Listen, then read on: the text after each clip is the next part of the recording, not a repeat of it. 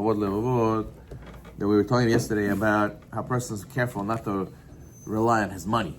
Don't think your money gives you strength and power, because it could go away. And it could be that you're working so hard so many years, just like a picadon, you'll end up going to somebody else. Or God forbid, the money won't even make you happy.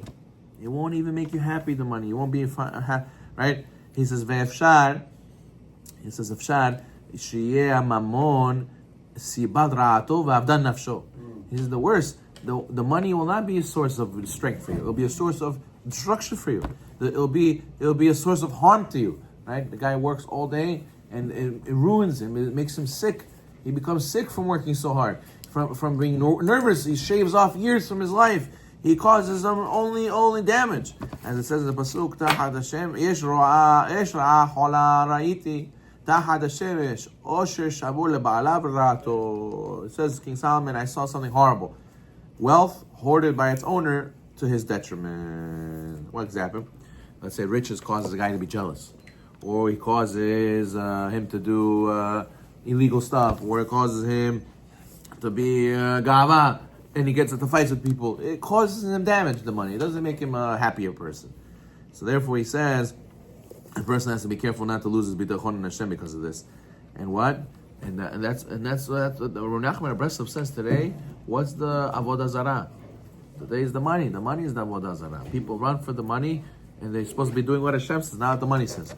You go online, and what do they say? Oh, to make money, you gotta hustle, you gotta be smart, you gotta be an entrepreneur, and do this, do that, make moves. Everything is in your hand, in your destiny. You gotta know the right people. And it's like a false god. It's like it's its own set of rules. It's like its own Torah. And you have to push that away. Say, I don't believe in that. Korban Pesach, I believe in the Kadosh Baruch Hu. Okay, second benefit. מהן שבוטח באלוקים יבינו להבטחתו עליו שלא יעבור לזולתו. So another benefit the bitachon gives you is that when one trusts in Hashem, you'll rely on Hashem, will cause him to not to be subservient to anybody else. You hear this? He says, usually people are scared, oh, what is my boss going to say? You know, or what is people going to say? When you trust in Hashem, you're not worried. You know why? Because Hashem will give me. Like that guy I told you the other day, right? He said they offered him a job, but he have to work on Shabbat. Well, no, listen, Rabbi, how am I going to get? I have to get it's a good paying job. Listen, I have to be subservient to him. I have to listen to their terms. You know, where else am I going to get parnasa? A guy was bitachon on Hashem. He says, listen, Hashem will give me this way. Hashem will give me a different way. Why? I don't need to be subservient to him.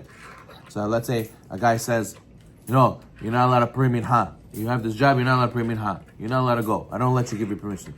Person's gonna say, "What? I need you? I don't need you. Hashem will give me another way, where another job where I can pray minha." You know, so a person won't be scared to be subservient to anyone because he has bitachon on Hashem.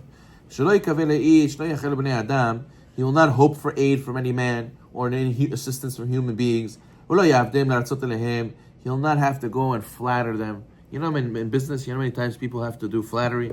Oh, Teprav, yeah, you techarosh, yeah, you the best. I love you. And what is he doing? He's just kissing up to him. He's just kissing up to him, being like a flatterer, so that way he gets something from him, right? And a person who has bitachon on Hashem, he doesn't need to do all that. He's not baloney with anybody. Why? Because if I'm gonna get, Hashem's gonna give me. I don't have to go and get from this guy and kiss up to that guy and kiss up to this guy, pretend with this guy. If I'm gonna be there, I'm gonna be there. And if Hashem wants me to have it, I'll have it. Lo yhanif lahem, he's not going to flatter them. Lo yiskima em bevilti avodat elokim. Sometimes people, they even say, the guy says, yeah, all these rabbis, they business, they this. The guy says, why? Because he wants to make business with him. So he goes, with his jokes and with all his nonsense, yeah. He says, yeah, you know what it means to have shalom bayit. The wife says something, I tell her, listen, there's 2 doors, 8 windows to this house. Choose which one you want to go. It's so funny. So the guy says, yeah, you're right, that's funny, yeah, that's good. Why? Because I wanna be close with him. I wanna get a business from him. So therefore I play along with all his monkey business. So over there, he says, you won't have to do that. You trust in Hashem, you won't have to do that.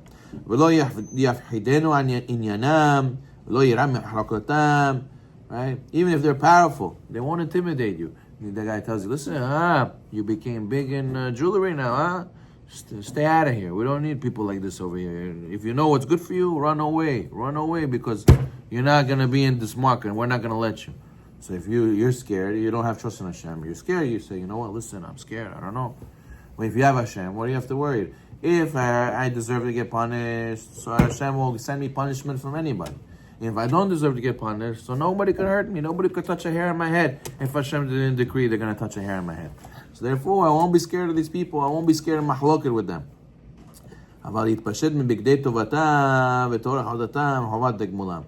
Right, relying on Hashem, He'll take off these heavy garments. This pressure from people is called heavy garments, says the HaLevavot.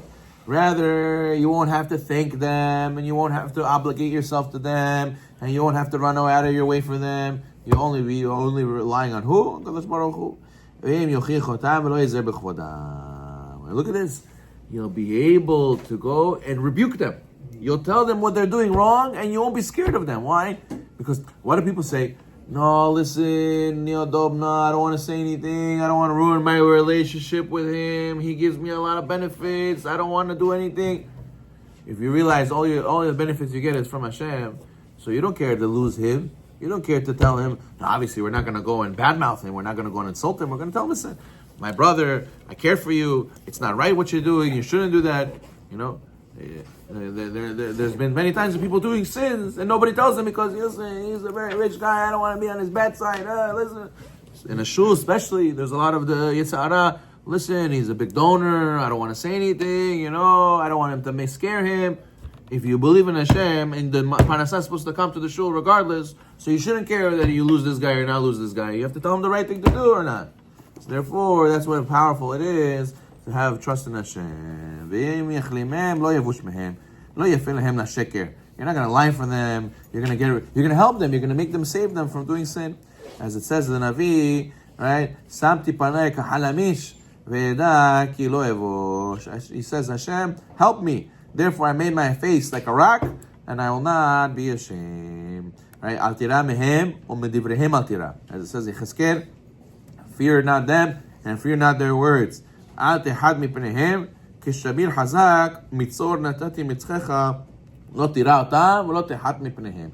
made you stronger than a rock, your brow, fear them not, don't be intimidated. When you have bitachon in Hashem, nobody can intimidate you. Baruch